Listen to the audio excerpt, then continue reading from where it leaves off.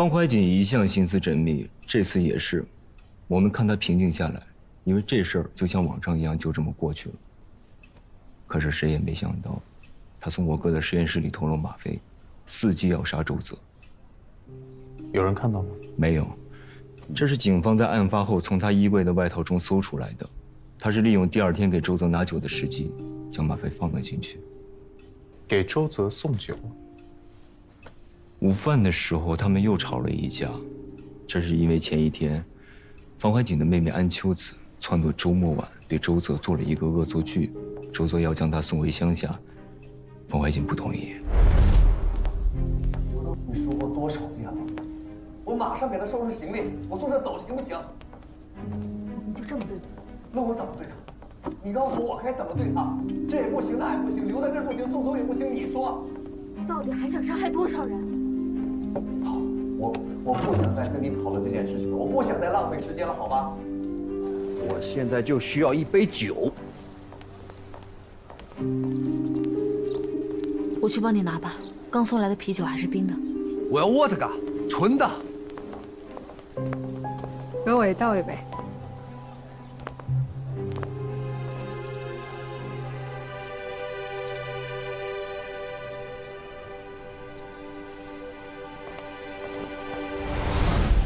在认识葛爱以前，周泽最爱的就是方怀瑾为他准备的冰镇啤酒。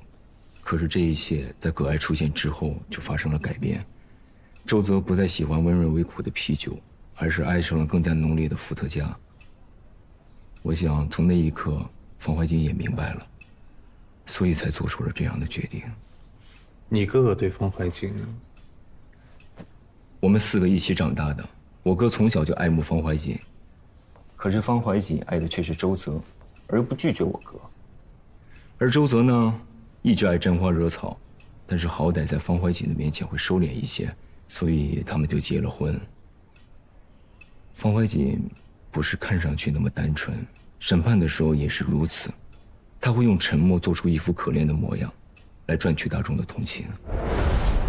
基于以上理由，我们完全可以相信方怀瑾谋杀了她的丈夫周泽。方怀瑾，你还有什么要说的吗？我没有杀人。方怀瑾，怀瑾，如果按照我说的，是可以争取轻判的。他是自杀的。周泽是一个对生活热情极高的人，在他临死前的最后1秒，他还在致力于创作。这样的人，他会自杀吗？我不知道，我不知道，我不知道，他是自杀的，他是自杀的。我不知道你为什么会觉得这个案子当中有什么冤情，可是我是律师，又是亲历者，我很清楚，这当中没有冤屈，没有隐情，什么都没有。他们为什么会坚持说周泽自杀？我问过他，他不是沉默，就是不停地重复周泽是自杀的，所以我们只能通过现场的痕迹、线索、物证来确定周泽是被他杀死的。我想方怀瑾可能也是不知所措，所以才可能想用这种方法将罪名搪塞过去。方怀瑾是个体面的人，如果我不是他的朋友，也许他会说点什么吧。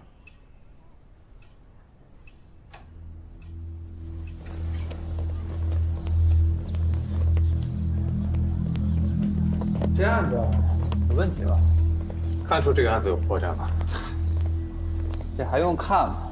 从你问话那个架势就知道，肯定有猫腻儿。你不是要还卷宗吗？现在去吧。啊？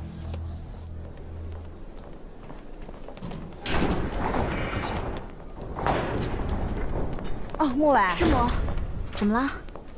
司徒和少川一夜都没回来，你知道他们去哪了吗？到现在还没回来吗？他们最近办了那么多的案子，我怕遭人报复。我去找小六问问，您先别着急，有可能是突然有了案子，他们连夜赶过去了。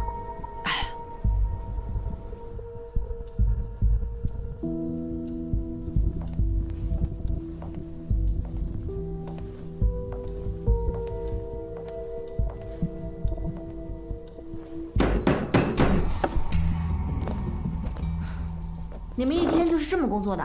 午休午休，而且我们老大说了，我们要是没工作，那是全哈尔滨人的福祉。你们老大真能胡说八道啊！人呢？我找他。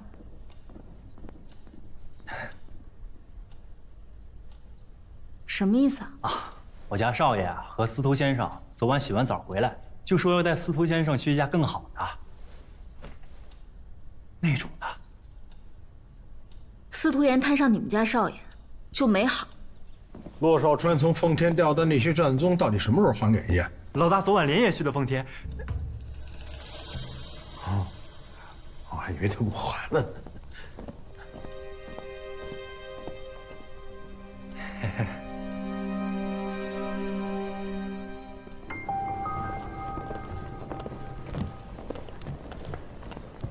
哟，骆少爷，您来怎么也不说一声呀？这位是司徒先生呀。啊，你看我这记性。老伯问你们借的东西，给你们还回来了啊。这种小事怎么劳烦您亲自跑一趟呢？您说一声，我找人去取嘛。我们这次来呢，还有别的事儿。我想请问，负责这个案子的警官是谁？这个案子是老张负责的。你们找他有什么重要的事儿吗？这个案子是我一个朋友家发生的事情，有些疑点，所以我想找当时负责的警官问问。这个老张呀，老油条，快退休了，这总是3天打鱼2天晒网的，压根就不露面。能告诉我他家地址吗？他哪有什么家呀？你说不定去赌场都能找着他。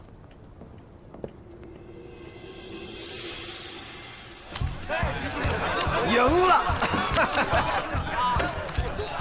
张警官，方怀瑾认识吗？什么方怀瑾？没印象。有个叫周泽的画家死于吗啡过量，嫌疑人是他妻子方怀瑾，疑似把吗啡加入了他婆的家里。你们找我到底想问什么？案子判错，跟我有关系吗？案卷上的证据不够充分，我想知道细节，也就是法官最终的审判依据。不充分他就不充分呗，能咋的？证据不充分，就代表可能存在冤情。有冤情的案子多了去了，要翻，找法官去。你害了一条人命，这么轻描淡写就带过去了。案子是法官判的，不是我判的。就算害了一条人命，那也是法官的事儿。我告诉你，天下乌鸦一般黑，只要能结案，他管你证据充分不充分的。啊，这天底下那么多鸟，你为什么非要当最黑的乌鸦呢？总比当白的好吧？我不觉得当只白乌鸦有什么不好的。古语说得好，枪打出头鸟。你有孩子吧？这做警察的呀，孩子难免会觉得这是一份无比光荣的职业。和杀人犯的女儿就不一样了。你能想象她这辈子会遭多少白眼？可这一切的根源都在于你。要说这女人呐，得有自知之明，忍受不了丈夫花心成性，你就不要嫁给他呀。说得好，哦，婚后能改，婚后能改吗？婚后受不了了，就把吗啡加到酒杯里，要把丈夫杀死，还能有什么隐情？毒在哪儿？酒杯里呀。还有吗？没有了。她丈夫喝的那杯酒，就是方怀瑾拿去的，酒杯上有指纹，酒瓶上没有，很显然，就是方怀瑾把指纹擦掉的。所以其实你也不确定指纹到底是谁擦掉的。这还需要什么确定？吗啡是从方怀瑾的衣柜里找到的，他自己也承认了，是从李元顺那偷来的。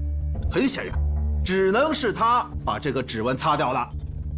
可所有人都知道这杯酒是她倒给她丈夫，她为什么还要擦掉指纹？年轻人见得少啊，有些人杀了人见得满身是血，还得先把手洗干净。为什么擦掉指纹？因为心虚。我干了这么多年警察，可比你们了解罪犯。我会替方怀瑾翻案。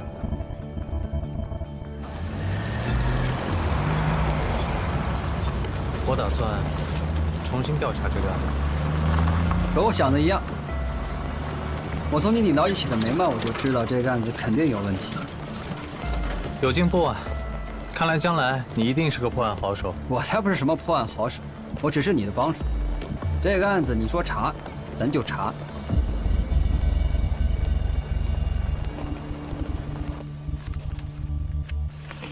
当天除了方怀瑾外，在现场的一共有6个人：李元普、李元顺、葛爱，他们家的长工席婉之、方怀瑾的妹妹安秋子，还有周末晚。卷宗上说，周末晚当天在房间里练琴都没出来过，所以他很可能什么都不知道。所以剩下来的5个人就至关重要。会不会是李元顺？他被爱慕的方怀瑾利用，会被周泽横刀夺爱，然后就杀人嫁祸。我调查过了，他是个医生，主攻药剂，具备作案能力。其他人呢？这个席婉之呢，在奉天找了一个主家继续做长工。俄国人案发之后就回到俄国了，现在在海参崴。至于安秋子，辗转来辗转去，最后去上海求学了。那我们先找李元顺。原来周末晚经历了那样的家庭变故，才变成现在这个样子。我有点心疼他。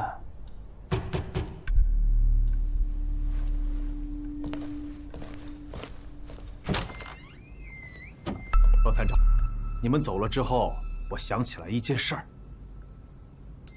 这是方怀瑾给他女儿留的遗书，看的意思是说他无罪，还让他女儿好好活下去。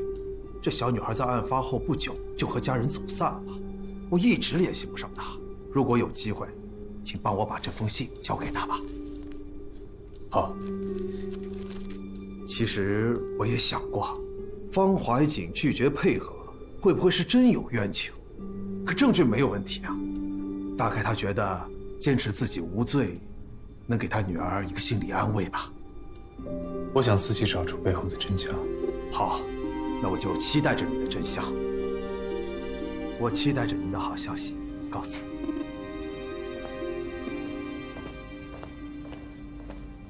这个方怀瑾呢，也是个拿捏人心的高手。他如果还在的话，你真可以跟你这个未来丈母娘切磋切磋。滚！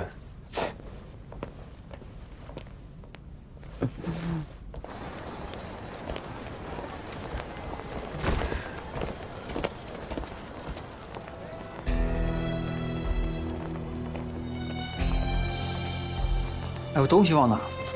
回去拿个东西啊。为什么要背着我调查我家的事儿？我们在整理奉天卷宗的时候，为什么要这么做？我真不是故意调查你的。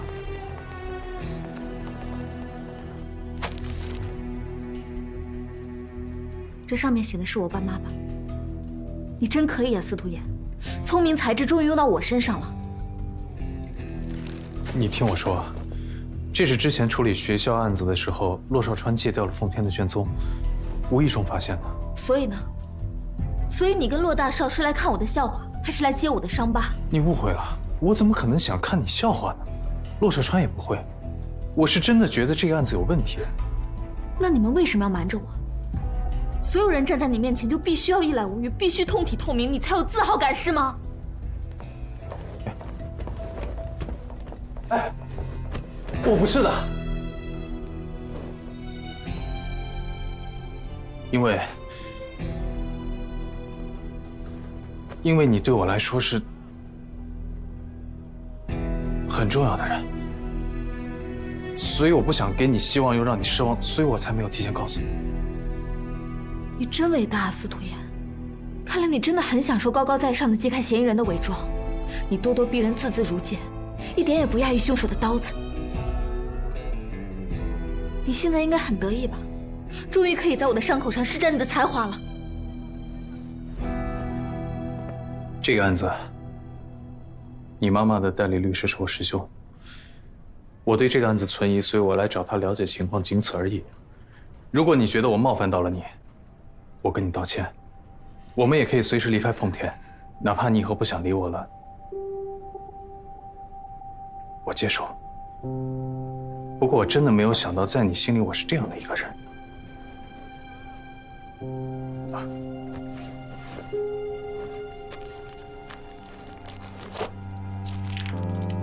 这封信是你妈妈留给你的，对不起。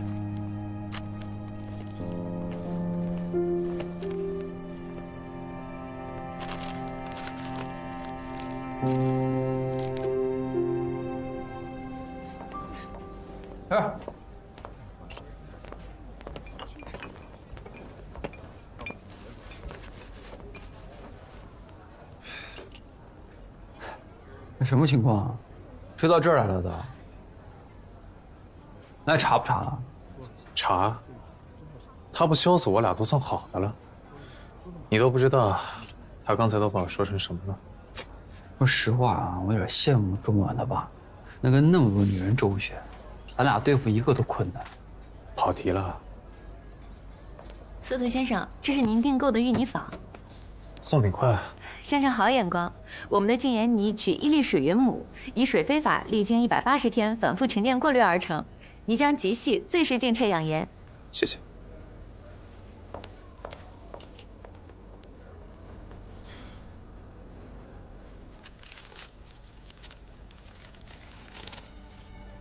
小婉，当你看到这封信的时候，妈妈大概已经不在人世了。但一想到以后你会因为自己的妈妈是杀人犯而被人指指点点，妈妈的心就如刀绞。小婉，妈妈对不起你，但请相信妈妈，妈妈没有杀人，更不会杀和妈妈一样爱你的爸爸。当时妈妈对你爸爸太失望了，一时冲动，想一个人离开这个世界。后来妈妈冷静下来，就打消了这个念头。可没想到，小婉，没有爸爸妈妈的陪伴，你也要健康快乐的长大。我们会在另一个世界守护着你，爱着你。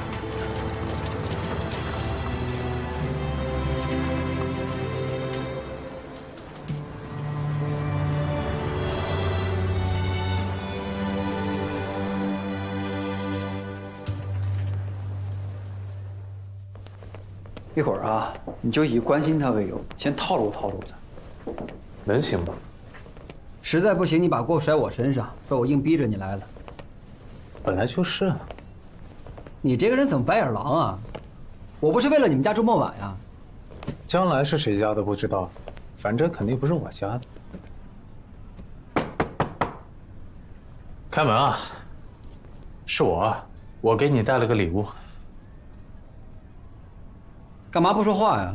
实在不行算我的，你连我一起骂吧。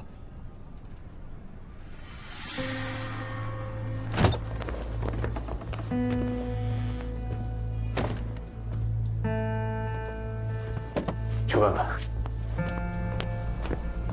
哎，你好，今天来的周小姐住哪儿？周小姐？哪个周小姐？个儿挺高，穿红色大衣那个。哦，是有一个小姐穿着红色的衣服，刚刚出去了。谢谢啊。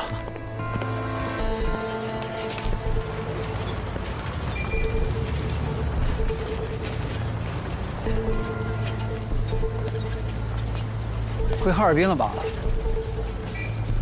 李元普那儿。走。周末晚是，没来过。他不是委托你调查这个案子吗？怎么会走散？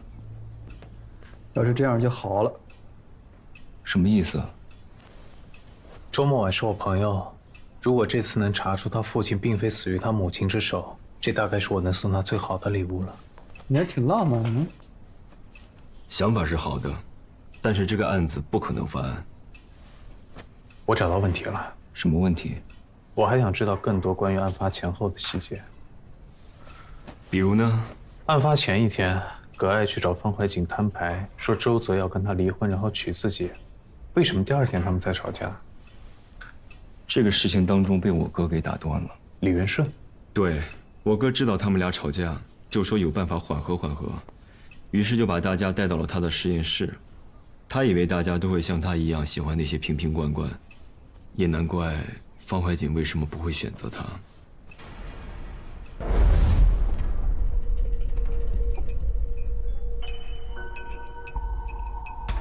这东西吃多了，真的会像大烟一样让人上瘾吗？你不知道了吧？大烟里最让人上瘾的就是它，它是可以要人命的，不光可以要一个人的命，也可以要整个国家的命。你可别小瞧它，不费一兵一卒，就可以不战而屈人之兵。有那么玄吗？刚才你不是还说这个能治病吗？我正好最近头痛，你给我一点试试。你的这个头痛啊，这个药是治不了的。吃多少会死？啊，纯的250毫克吧，这种提取的我得算。那是多少？谁也没想到，从那个时候开始，方怀瑾就打起了吗啡的主意。第二天一早，周泽跟方怀瑾谈离婚，于是他们俩大吵了一架，正好被我撞见。我跟你说过了，没有这回事儿。你到底想干嘛？离婚是吧？来，离呀！为什么你的身边总是有这么多的女人，一个又一个？你怎么可以这么狠心？我现在不想谈这个，这件事过2天再说。可我们已经在谈了。你能不能不要再胡闹了？整天胡思乱想，你就不能让我安静一点吗？我是认真的。你又要干嘛去？我还是去后院吧。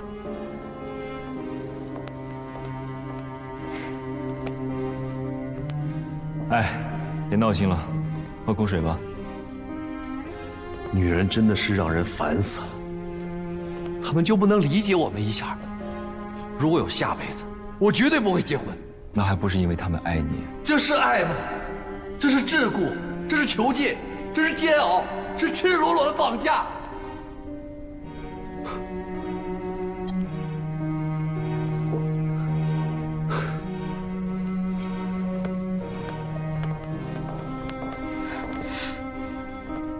他真的太过分了。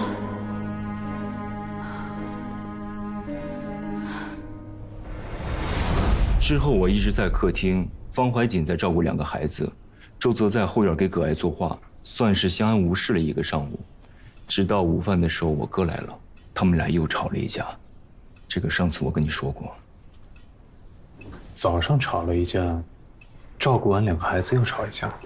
对，可能就是变着法儿的不想让周泽和可爱在一起吧。这次吵架，我记得周泽说要收拾好东西把他送走。这个他是指方怀瑾的妹妹安秋子。他们不是在说离婚的事儿吗？不是，安秋子知道周泽要跟方怀瑾离婚，于是就撺掇周末晚去整周泽。他们俩在晚饭里加了很多的盐。周泽呢本来就心情不好，于是就对2个孩子大发雷霆，说是要把他从哪儿来送回哪儿去。可是这孩子能去哪儿啊？方怀瑾就着急跟他说这事儿。然后周泽说要喝酒，方怀瑾就拿酒去了。对，葛爱也说要喝酒。我觉得可能就是连番的刺激，最终把方怀瑾逼上了绝路，才选择在酒里下了毒。可惜了。我想去周家宅院看看。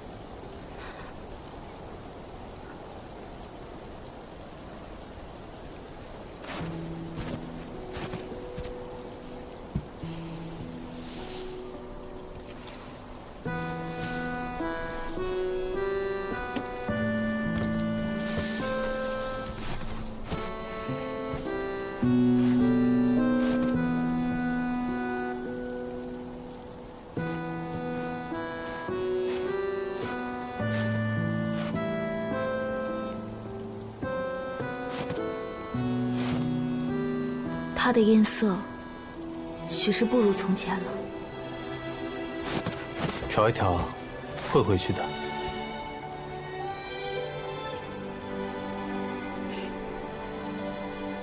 我想我应该谢谢你，要不是你，我可能永远都看不到我妈妈留给我的信。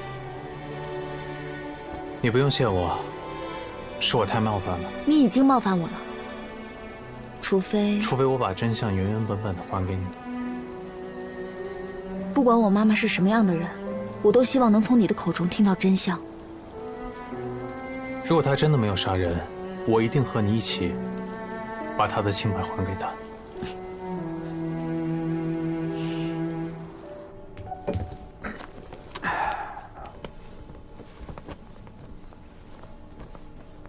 啊，这位是我师兄吕元普律师，和你父母也是故交。我记得您，李叔叔。你都长这么大了，你跟你妈妈简直是一个模子里刻出来的。这些年你都去了什么地方？我们一直都没找到你的消息，还以为……我和小小姨走散以后，就再也没有找到回家的路。我也再也没有回来过。等有时间啊，我带你去看看你的父母，他们看你长这么大了，也一定可以安心了。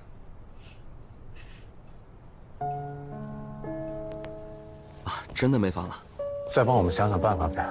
哎，白天还有，现在真的没有，已经住满了，实在是不好意思啊。哎，让你们俩白天闹，现在好了吧？怎么办？看我也没用，我是不会跟人合住的。你们都查到什么了？除了你跟你父母，这个案子当事人有5个。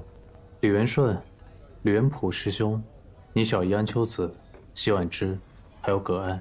除了安秋子跟葛爱以外，其余的都在奉天。李元普师兄我已经拜访过了，接下来我打算去见见李元顺还有奚婉之，尤其是这个李元顺。那葛爱和我小小姨怎么办？交给我吧。这个案子时隔太久了，几乎没有痕迹可循。所以我只能通过跟当事人的聊天，看看能不能找出一些细节的碎片，看看能不能完成当时的拼图。我脑子里还有一些当时的画面。李元普说，案发前一天，你跟安秋子把你父亲惹毛了，当时他还威胁安秋子说让他打包回老家，还记得吗？我记得前一天下午，家里大人好像都出去了，我小小姨突然跑过来告诉我，说爸爸不要我了。要跟着别的女人跑了，我们必须阻止这件事儿。你这个小姨怎么什么话都跟小孩说呀？她比我大不了几岁，也是个小孩。但是她跟我不一样的是，她从小寄居在我家，所以特别害怕被抛弃。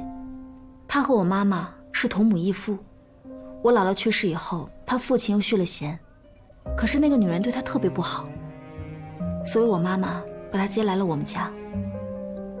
所以他只要一惹你父亲不高兴，你父亲就会威胁把他送走。差不多吧。然后呢？然后，当天晚上，葛爱在我家做了俄餐，小小姨告诉我，我们必须要让这顿饭变得特别难吃，爸爸就不会抛弃妈妈了。我记得，我们俩在饭里放了很多很多盐，爸爸知道以后特别生气。他根本就不用猜就知道是我和小小姨搞的鬼。他让我妈关我们禁闭。第二天一早，小小姨又来找我，说她有了更好的法子。她正拉着我往外走的时候，被我妈打了个正着。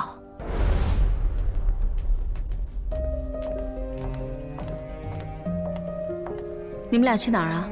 我们想去后院玩。回屋做功课去。小婉，又想惹你爸不开心是不是？整天瞎胡闹。回去练琴，没有我喊停，琴声就不能停。快去。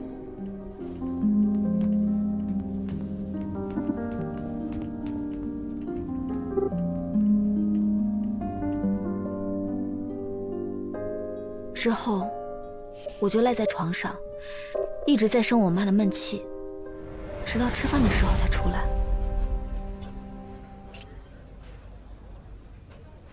你在做什么？记线索。周末晚提供了从案发前1日凶手有机会接触到马飞，直至案发的全部过程。而李元普呢，提供了案件的线索，包括他跟周泽还有方怀瑾的交集，但说的不是很详细。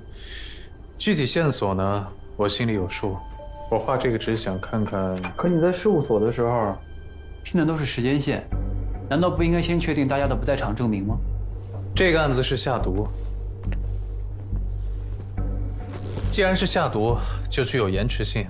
你想想，于大正还有李延彤是怎么毒害沈白凤的？不在场证明根本就没有效力，加上又是陈年旧案了，没有证据，所以我打算用2两消除法来排除嫌疑。最后没法排除嫌疑的人，可能就是凶手。2两消除法是，就是有2个或者2个以上的人对同一件事情的描述一致，就视为是真实的回忆。我就在这个圈上打个叉。如果2个人对同一件事情的描述不一致，那就当作是有人出现了记忆偏差，或者有人撒了谎。我就在上面涂个点，说明是有问题的。这个方法挺好啊，你们老师教你的？自己瞎琢磨的，刚起的名字。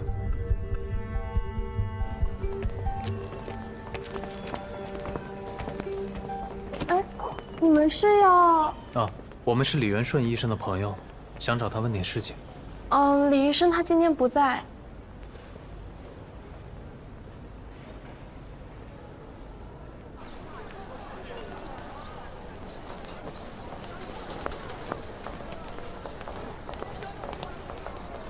婉之怡，你是？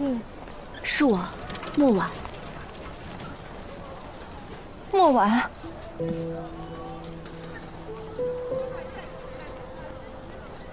莫婉，你走丢了之后，我们到处找你，你到底跑哪儿去了？婉之怡，我们翻到了当年我家的那桩旧案，总觉得这里面还有什么隐情，可是那个时候我年纪太小，很多事情我都记不得了。你能不能把你知道的事情都告诉我？我觉得我妈不是凶手。可是，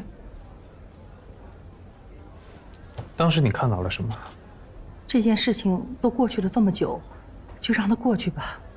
莫婉，你现在也有了新的生活，夫人在天之灵一定很欣慰。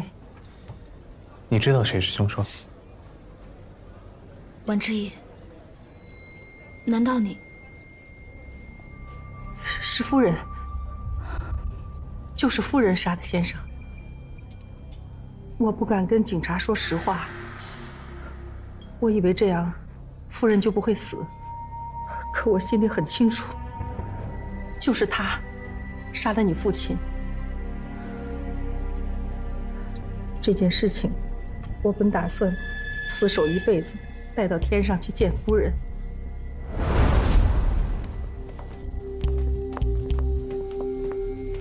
周泽，怎么了？周泽，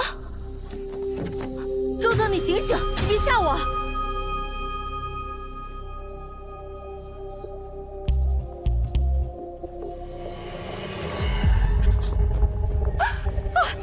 快去叫医生！周泽，周泽，你怎么了你？你别吓我，你醒醒啊！周泽，周泽。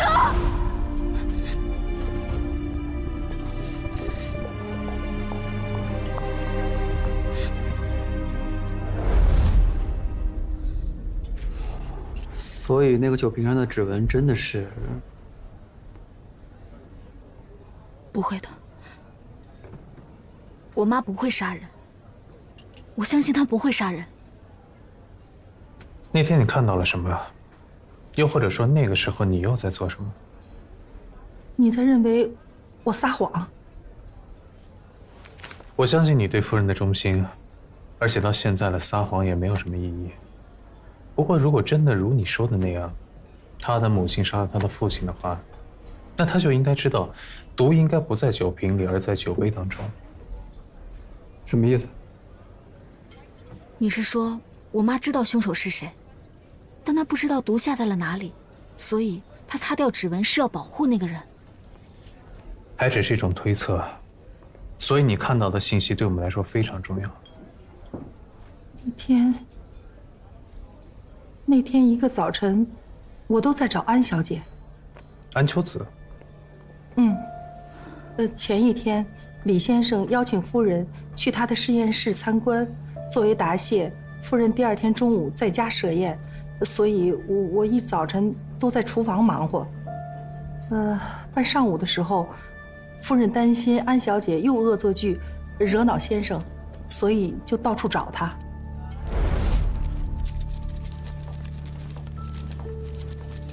夫人，婉之，你看到安秋子了吗？她不是让先生关禁闭了吗？她不在房里。那我再去找找她去。哎，小姐，安小姐，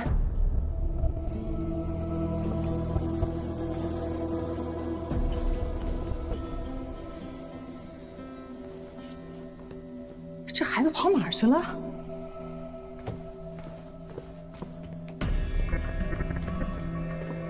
安小姐，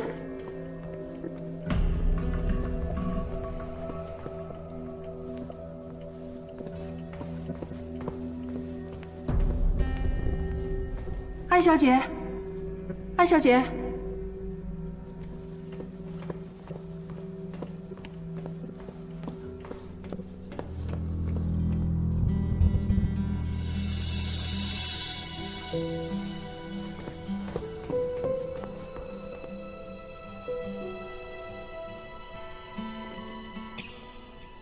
安小姐，嘘，小祖宗，你可不能乱跑了，这要是让你姐夫撞见，他真的赶我走不成？我谅他也没有这个胆子。哎呀，行了行了，你姐姐呢正心烦着呢，你就别给她添堵了。走啊！不要，跟我走啊！真是，走，快走，走啊！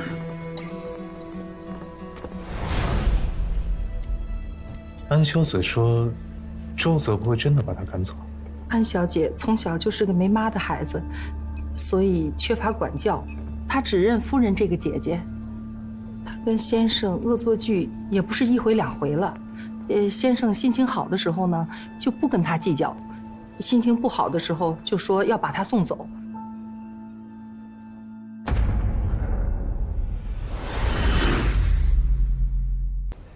安秋子说，周泽不会真的把她赶走。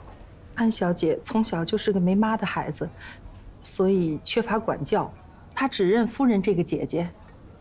她跟先生恶作剧也不是1回2回了。先生心情好的时候呢，就不跟她计较；心情不好的时候，就说要把她送走。3天2头就会说这么一次，可谁也没把这话当真。可是安小姐总是让先生在这个事情上吃点苦头。之后呢？之后，安小姐非要跟我回厨房，她好像在酒柜里扒了酒。哎呀，我当时正在厨房忙着刮鱼鳞，所以就没管她。不一会儿，夫人就进来了。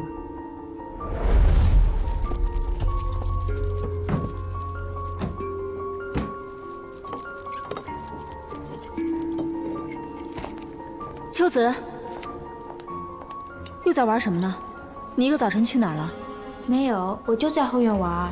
赶紧回房去，叫你姐夫看见了又得说你了。知道了，听话啊。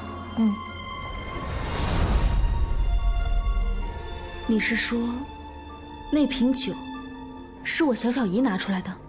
是的，是安小姐从酒柜里拿出来的。夫人进来取酒，正好就拿了那瓶。原来是这样。你妈妈要擦掉的指纹，并不是她自己的，而是安秋子的。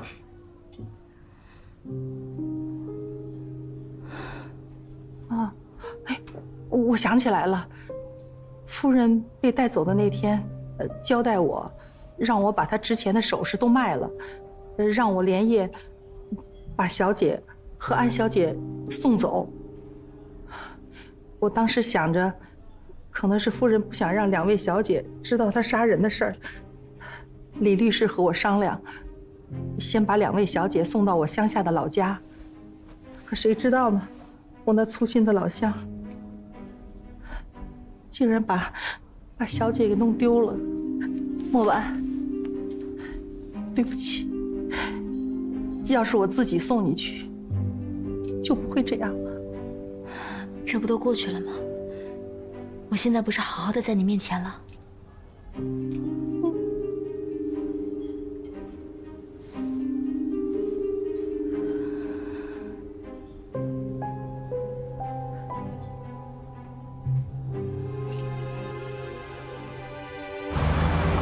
前一天李元顺讲吗啡的时候，安秋子并不在场，所以他根本没有机会接触到吗啡。这一切很可能就是一个误会。你是看什么呢？小莫婉，李元顺叔叔，真的是你啊！都长成大姑娘了，像你妈妈，真好。我们今天去医院找过年。啊，我在外面开会，听我弟弟说你们在查你妈妈的案子，我就特意赶过来了。哎呀，这话憋在我心里很多年了。你妈妈肯定不会杀人，可是没有人信我呀。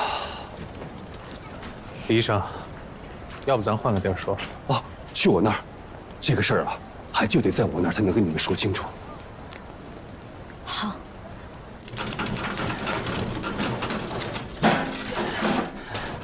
到了。好，谢谢啊。李医生，你们2家原来是挨着的。是，跟我来吧。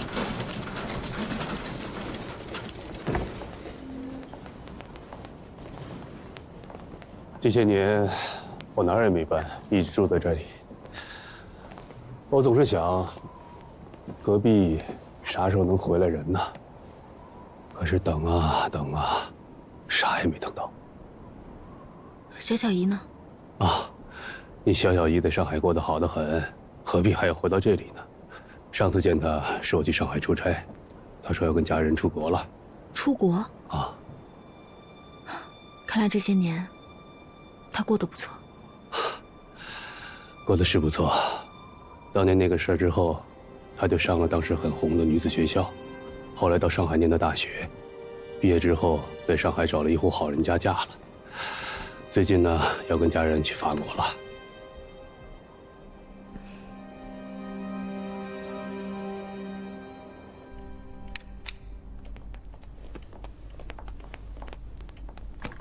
来，小心一点啊！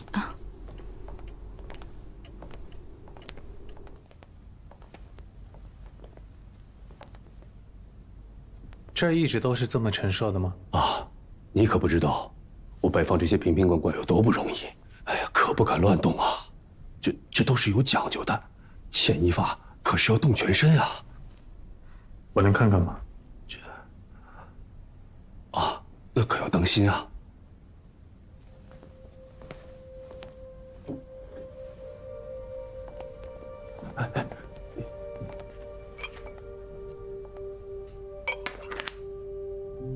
酸的，啊，这是我用醋酸提纯的，要先得到醋酸吗啡，然后李叔叔，案发前1天，大家都在你的实验室里做了什么？你还记得多少？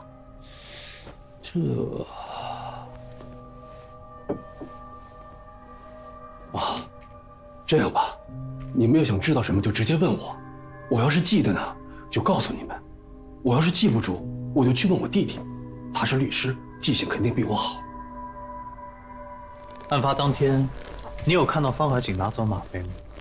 我要看见了，我能不拦他吗？不是我说，这个周泽的确该死，但也不会因为这么件事儿搭上自己一条性命啊！哎，这种人啊，迟早得死在牡丹花下。那古人不都说了吗？这母的……李叔叔，那个，您还记不记得，当天大家是以什么顺序离开的实验室？啊，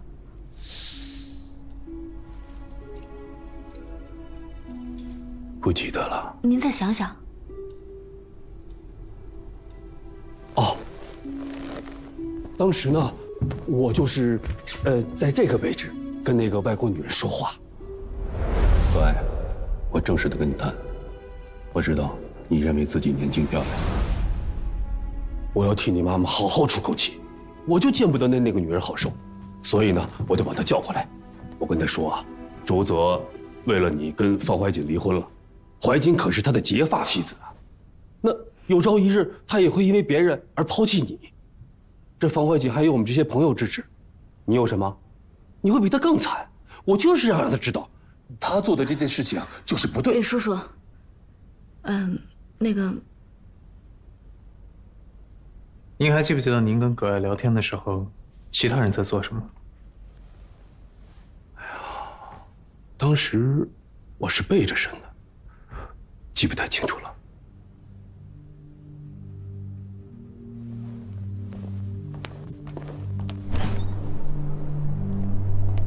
哎呦，这个窗户可开不得呀！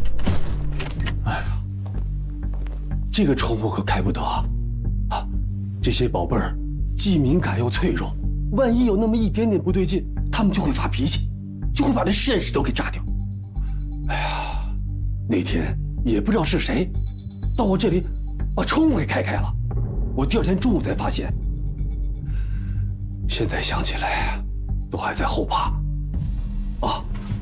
这里，当时这里撒了一堆粉末，好在不是这一层，要不然的话，我是没命活到今天的。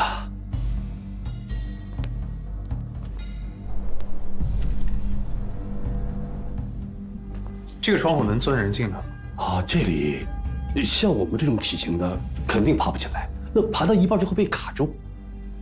那如果是小孩子呢？小孩子，那应该没问题。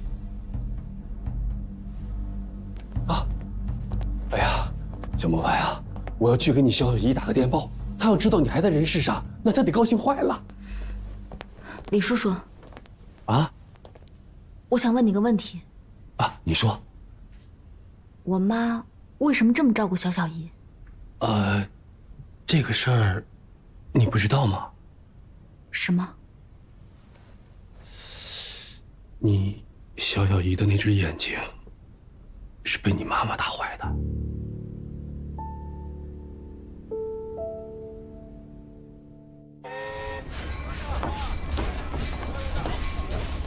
安小姐，骆少川。你好，我是安秋子。辛苦了。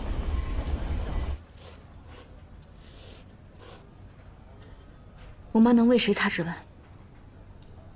除了安秋子，还会有谁？你先别急，等少昌把他带回来。我妈知道是他杀了我爸，把我们送到乡下也是为了保护他。为了他，直到冤死的那一刻都没有开口。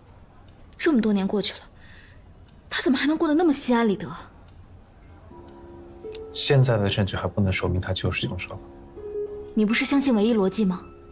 第一，是他从李元顺那里偷了吗啡；第二，酒是我妈从他手里拿的；第三，只有他想给我爸下毒。其实他根本就不是讨厌我爸，因为我妈弄伤了他，所以他恨的是我们全家。就连我也差点成了杀死我爸妈的帮凶。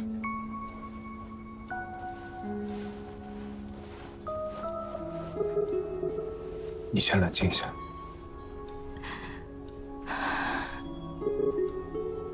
可怜了我妈，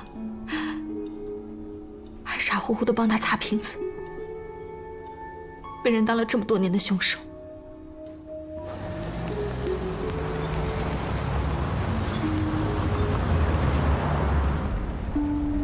是您给我发的电报吗？对啊，感谢您不远万里回到奉田啊。这是我的家事，我应该感谢你们。真没想到，这么多年了，居然还会有人记得。骆探长，怎么会突然提起这个案子？啊，我带你见个人，你就全明白了。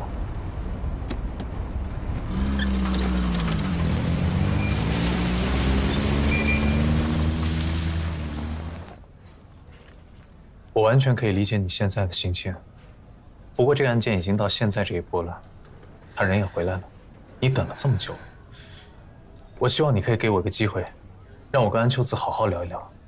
如果他真的是凶手，我们都会帮你主持公道的。希望你发现他是凶手的时候，还能让我给你机会。你们看我把谁带来了？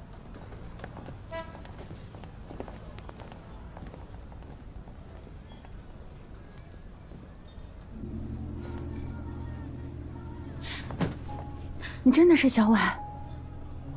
你长得跟姐姐一模一样。我就在想，能记得这件事情的人会不会是你？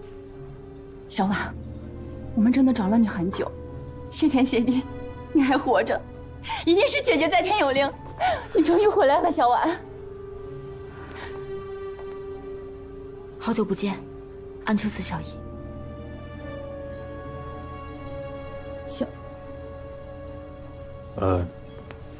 辛苦你专程跑一趟，坐。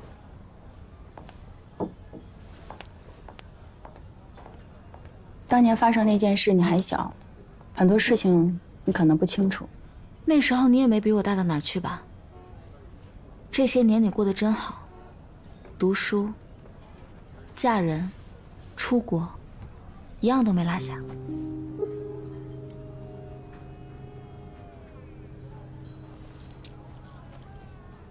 小婉，对不起，如果当年我小心一点，就不会让你流落异乡，吃那么多年的苦。真的对不起。如果能补偿你，你让我做什么都行。补偿我？就像我妈对你那样吗？小婉，你跟我一起出国吧，以后我来照顾你。谢了，小爷，我早就过了需要人照顾的年纪了。那个，现在最有帮助的，就是把当年发生过的事，完完整整的讲出来，啊。我本来是打算明天去法国的，但是收到你电报，我立刻就过来了。我在想着，是不是真的小婉回来了，我也好了却了这个心愿。但是当年那件事，我也不希望姐姐是凶手，可她是。你确定？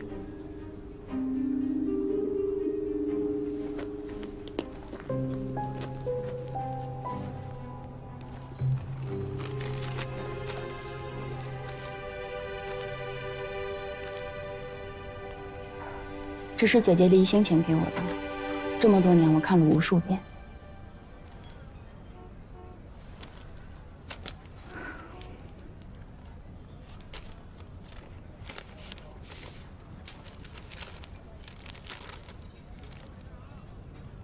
亲爱的妹妹，不管过去还是现在，我从来没对你说过谎，所以不要追悔，继续走你的人生路。答应我，一定要快乐，去寻找你幸福的人生。谁欠下的债，就要由谁来还。周泽是我的爱，我要去追随他了。还债，他欠你的他还了，可他欠我的呢？他说的还债，是欠了姐夫的命。他曾经说过，或许只有死亡才能将他和周泽永远的绑在一起。那个时候你还太小，你根本不知道你妈妈有多爱你爸爸。如果周泽铁了心的要离婚，那姐姐一定会用生命一搏，你知道他也给我写了一封信吗？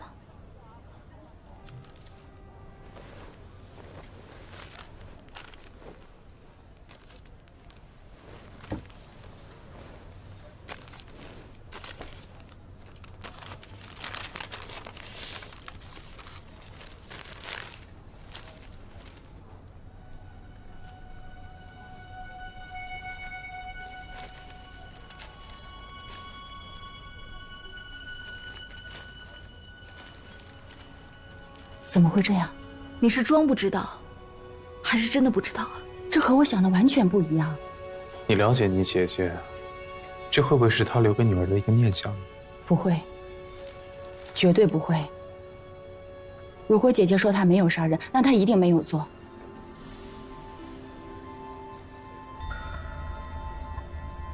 到底会是谁干的？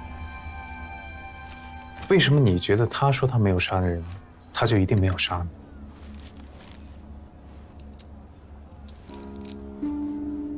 你们看我的眼睛，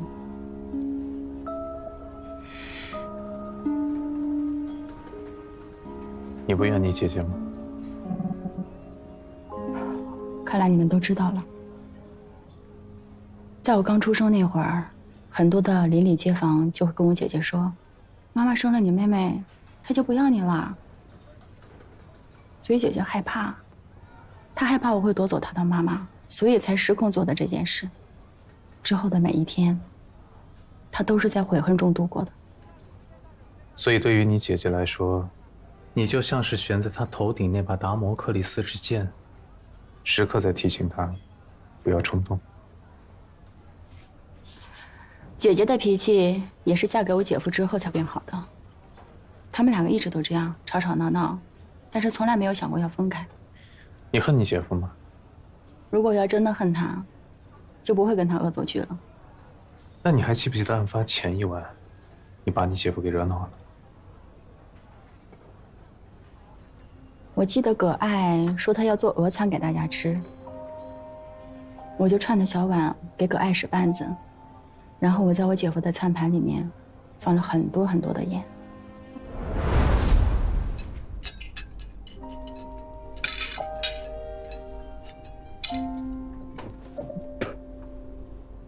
这饭里放什么了？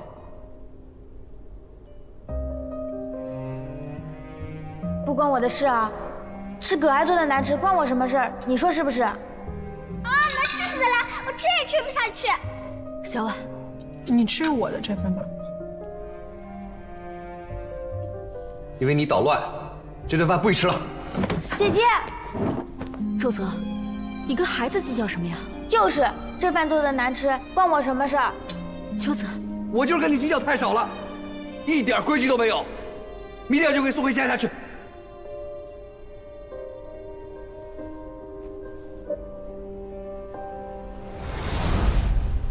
之后我就被关进房间了，打算第二天假装跟我姐夫道歉，再出这口气。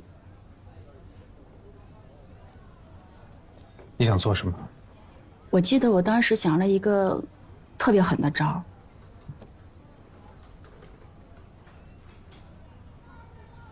时间太久了，我真的想不起来了。你是真的记不起来了，还是假装记不起来？什么意思啊？第二天早上，你难道没去李元顺的实验室吗？对，我去了李叔叔那里，我是还书给他。我想起来了，我去他家，然后李叔叔不在家，他那个时候或许是在咱们家。之后我就从后院翻墙回来，接着我就被婉之怡给逮住了。我还想，那我趁婉之怡不注意，我再偷偷溜回去。这个时候姐姐又回来，她就把我关起来，直到吃饭才把我放出来。还记得你从实验室拿了什么出来吗？我真的想不起来了，记忆都很琐碎。我被关在房间里面，直到吃饭才出来，姐夫没有来，他就是那个时候遇害的。今天婉之怡给你们做了糖醋鱼，多吃点啊。还有一个菜。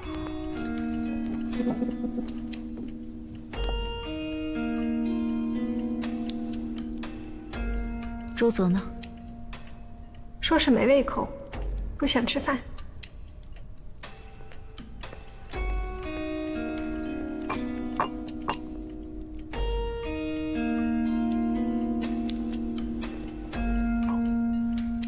你有点规矩没有啊？远顺，算了，我们先吃吧。周泽就是这样，画了画什么都忘了，不等他了。婉之，啊，你单独准备一些饭菜，我们给他送过去。好，我知道了。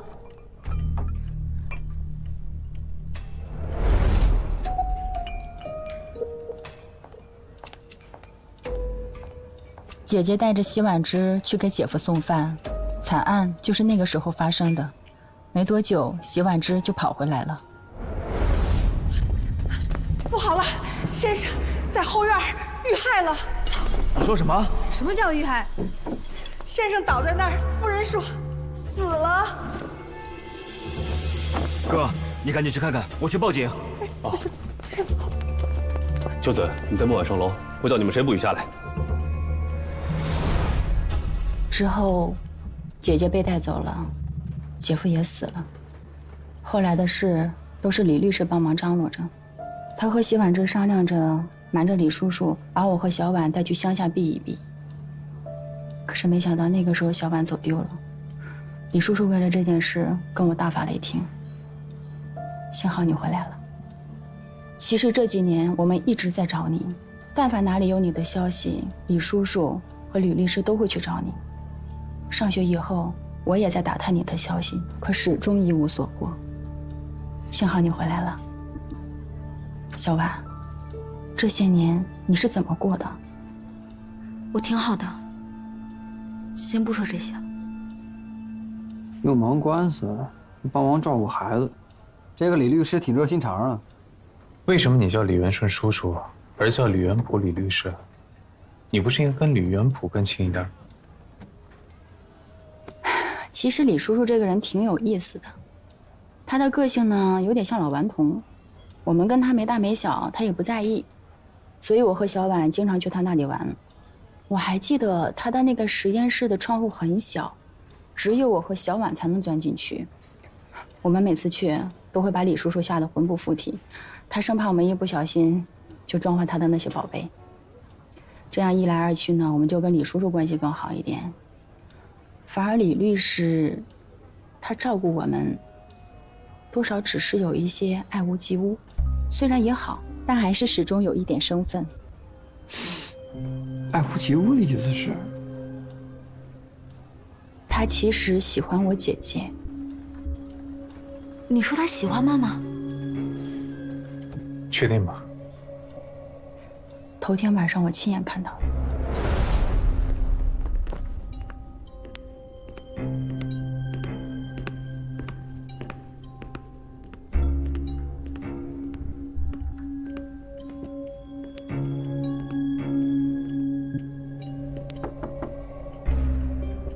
怀姐，请进。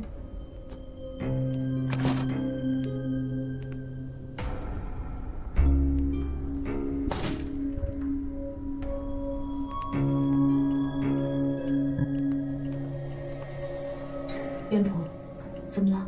你何必还跟周泽继续纠缠下去？你为什么突然跟我说这些？我们都很了解周泽，他从小就是个浪子。你现在好不容易得到婚姻，但是他的心却不在你这里。今天是可爱，你可以想尽办法把他留住，但是以后会出现更多的人，你每次都能留住他吗？何况这次我看得出来，他是铁了心的要娶可爱。是周泽让你来劝我的？不是。你告诉他，我是不会同意跟他离婚的，就算我死，我也不会跟他离婚。你成全他不也是成全你自己吗？成全？什么是成全？我女儿还那么小，她不能没有妈妈，也不能没有爸爸，保全这个家才是最好的成全。就算我同意跟他离婚，我相信周泽早晚也会后悔今天的决定。怀瑾，可爱不是第一个，也绝对不会是最后一个。从小到大，你的眼里就只有周泽，周泽，周泽。你什么时候才能转过身来看看还有别人？还有别的人把你放在心上，还有别的人视你为唯一呢？元普，你到底在说什么？怀瑾，我真的等了很多年了。怀瑾。我真的等了很多年了，你给我一次机会，我不会让你受到任何伤害的。不可理喻。怀姐，怀姐，怀姐，怀姐，今天的事情我就当做什么都没有发生过。你这么做，对得起你最好的兄弟吗？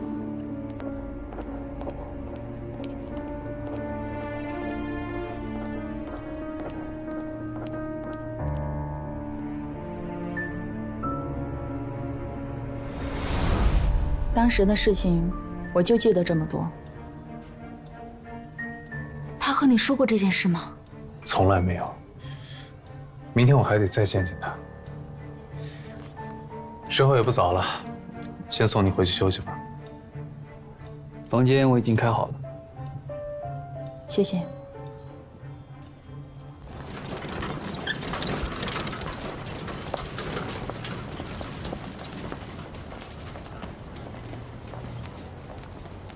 明天咱们什么时候去见李律师？不麻烦你了。啊，舟车劳顿，早点休息吧。好吧，如果你愿意，可以随时找我聊一聊，我真的很想你。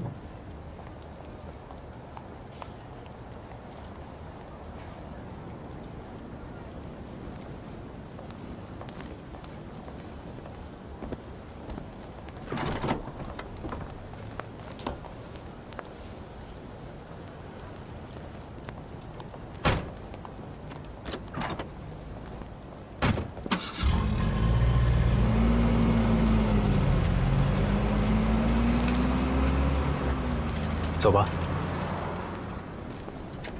你为什么不直说？是他去李元顺那里偷了吗啡，然后下了毒。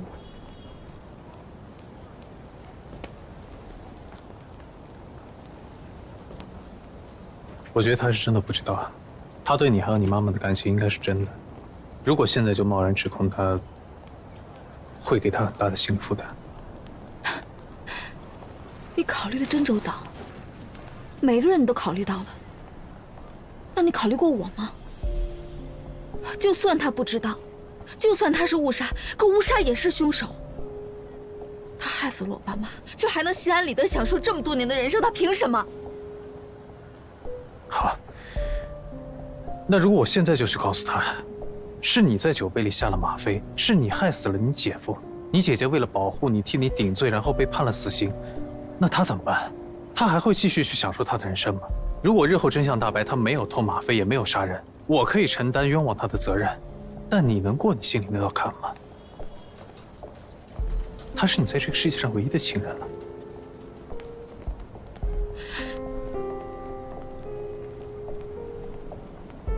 我已经做了这么多年的孤儿了，我以前没有亲人，我以后也不需要。你考虑的周全。你的推理容不得半点瑕疵。我妈妈伟大，为了她的妹妹，她愿意奉献上自己的生命。只有我是多余的，是我僭越了，是我搞不清楚自己的位置，是我太把自己当回事儿了。我居然还想干涉你破案。对不起，司徒大侦探。周墨安，你听我说，破案不仅仅要讲逻辑。讲证据，还要讲情感，因为对安秋子来说，你也是她在这个世界上唯一的亲人了。作为旁观者，我是真真切切地感受到了她对你还有你母亲的感情，这种东西演不出来的。她也大可不必来这一趟，她本来要去法国了，听到这个消息，她把票退了，马上就过来了。所以你妈妈有多爱她，她就有多爱你和你妈妈。我相信你也感受到了。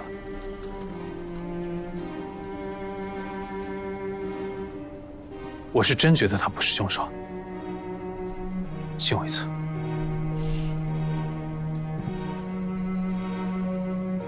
我一直很相信你，但希望这不是最后一次。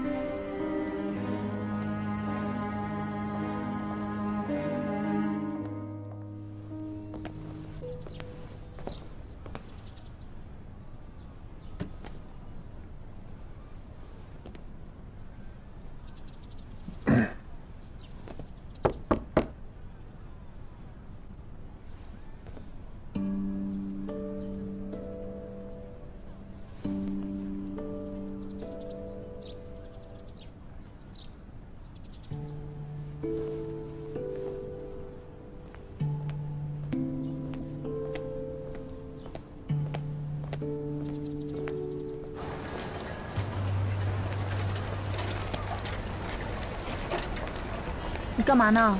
啊，起来了。这都几点了，谁还睡得着啊？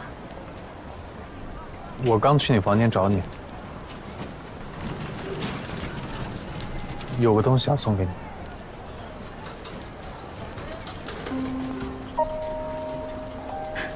净颜泥，谢谢啊。不客气。你傻愣着干嘛？走啊！啊？帮我查案去。我们都喜欢方怀瑾，这并不是什么秘密。前2天我见到你的时候，还有一种他回来了的错觉。我、他、周泽、我哥，我们从小一起长大，最终他选择了周泽，我们身世立场，但也不能就此斩断所有的情感牵绊吧。所以你就在那种时候，让我妈跟你在一起。我当时也是有一些情不自禁吧。但不管怎样，方怀瑾是我见过最美的人。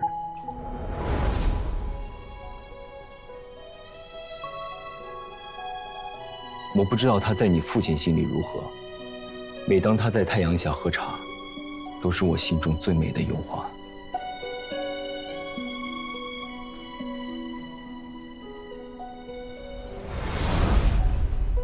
那天下午在实验室，我一直侧着头看着他。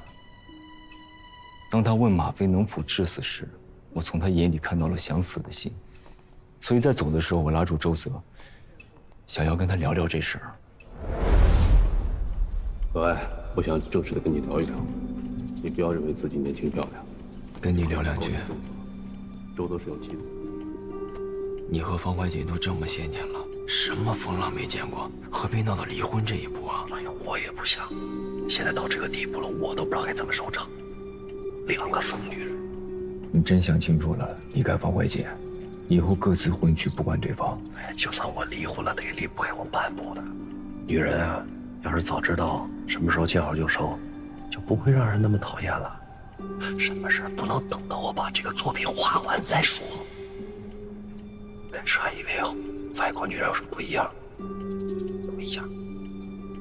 你对葛爱就不是真的，为什么还要娶她？你问他呀，为什么像个鼻涕虫一样，我甩都甩不掉？所以你是在骗他们？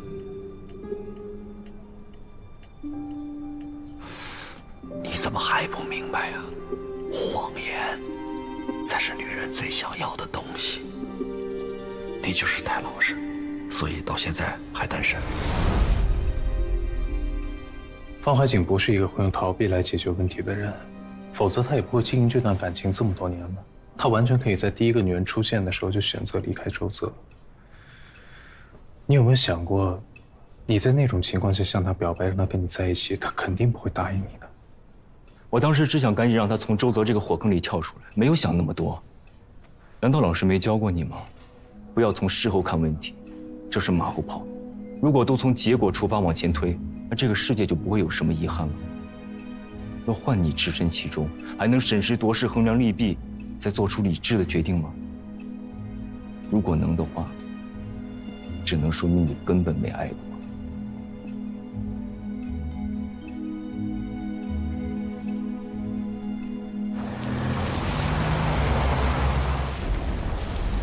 这么多年过去了，这里没有丝毫的变化。就算什么都没有变，可还是不一样。有句中国话，不知道你有没有听过啊，叫“物是人非”。就是王谢堂前燕，非如寻常百姓家。我当然知道物是人非，可周子死后，我的心就跟着他死了。我的爱情被方怀瑾亲手埋进了这片土壤中。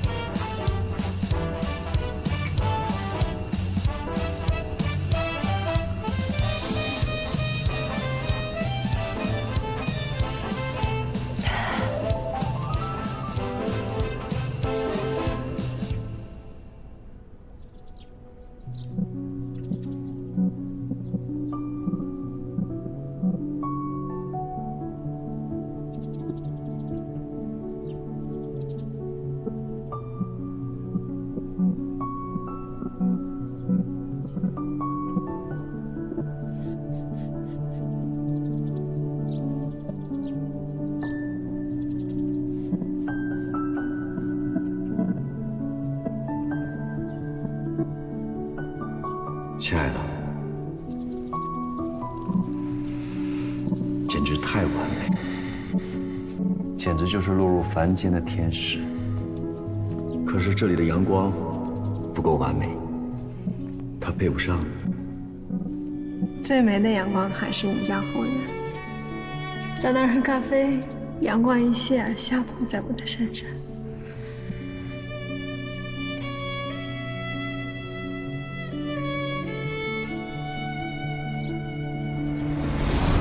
所以周泽就把你带回了他家。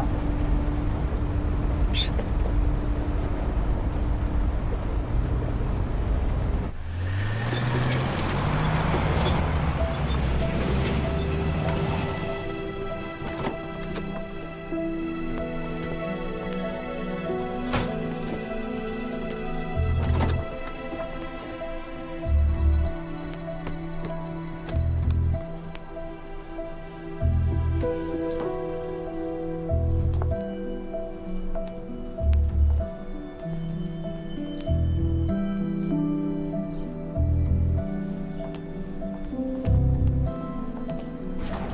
我喜欢那个地方，我感觉得到那里的每一束阳光都在欢迎我的到来。从那以后的每一天，我都在那个后园里享受着周子给我画画的时刻，那是只属于我们两个人的时光。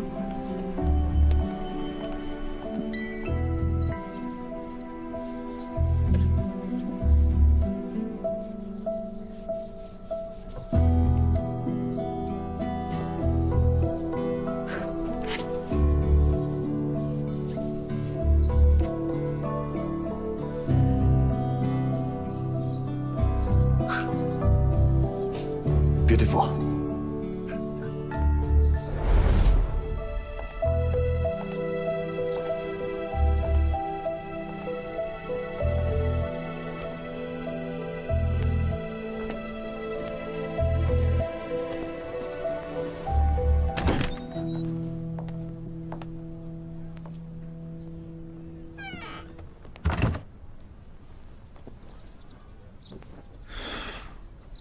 吗啡在衣服的口袋里，而衣服又在衣柜里。我想再看看安秋子的房间。